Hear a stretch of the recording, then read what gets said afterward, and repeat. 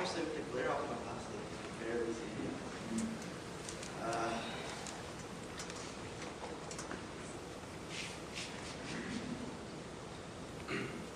안녕하세요.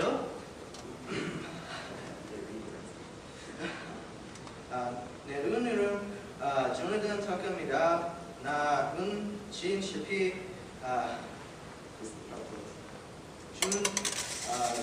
입샤인 일투피아입니다. Or, hello, my name is Jonathan Tucker. I am part of the graduating class of 2012. And for my 40-hour project, I studied Hanguma and Hangul, which is Korean. Hanguma is spoken Korean and Hangul is the Korean alphabet. And I recorded most of my findings here in this journal, which is very nice, very oriental in look. Bamboo. It's cool, I like it. It's my favorite thing I've ever bought a journal on. And so, for my project, I was learning Hangul at the beginning, and then that kind of translates into learning the Hanguma, because you need to understand, like, well, you can learn the alphabet, but if you don't have any words to put together with it, then it's really the point. So Korean is an Altic language that and other languages that are in this family group are Turkish. I don't think Turkeys have a language.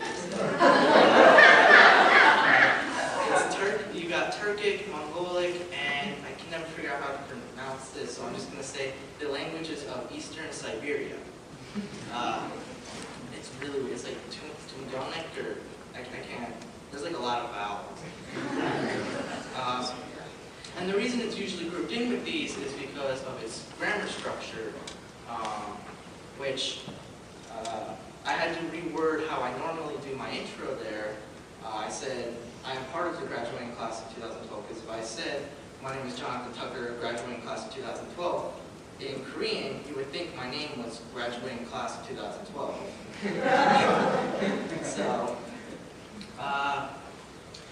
So, it's grouped into the Altic family group, which is kind of weird, because you're like, oh, it's an Asian language, so wouldn't it be like Chinese? Wouldn't it be like a part of the Chinese language family? It's like, well, no, because the grammar structure, but then again, because of the opposing view is that it's not actually in any language group, because it's an isolated language that stands apart from all the other languages of the world, because it doesn't have a genealogical connection to any other language. Like if you look at English or French or Spanish, you can see how they're related to Latin. You can go back and you can look at, okay, well, Mr. in English and Monsieur in French are like pretty much the same word. And so you can kind of see the connection between them, and then there's the Latin roots of all these words that we have. In Korean, you don't have that with their words or anything. They don't have a link to that. So that's why it's put in the Altic family group most of the time. It's because just of its grammar structure. The written language of Hangul was actually invented in the 15th century.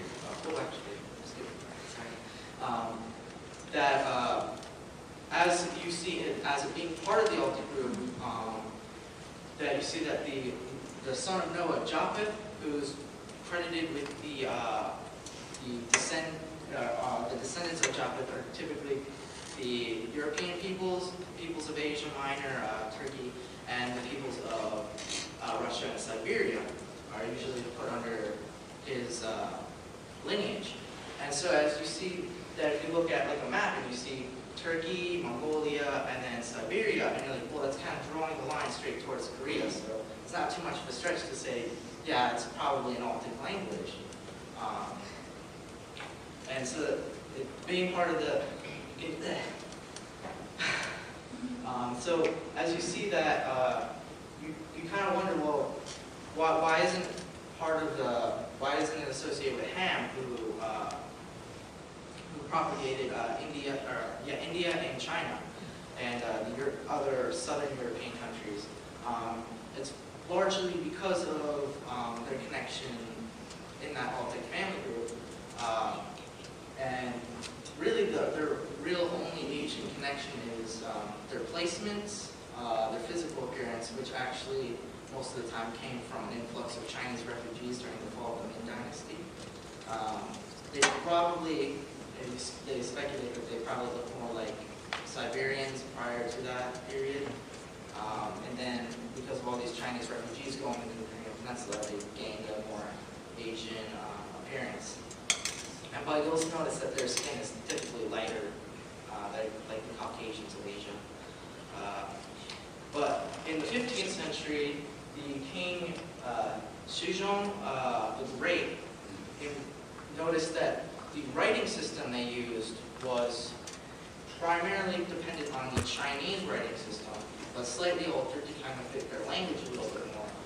They call it Hanja, which is a slightly altered way of saying the Chinese name for their writing system, I think. I think it's like Hanzi or something. But he was kind of appalled at, like, well, first of all, it's really difficult. Second of all, only the government officials can read it. Why can't we give the language to the people? So for 3 years, he sat down with a group of scholars and he hashed out what became known as, I'm not going to look at the word here, it's in my journal.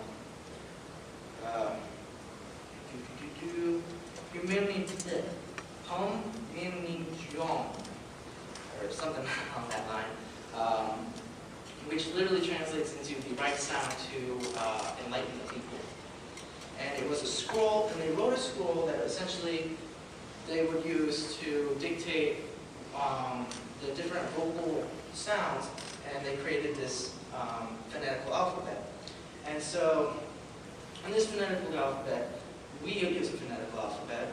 You know, this letter makes this sound, and this letter makes that sound, and put them together, you can say their sounds.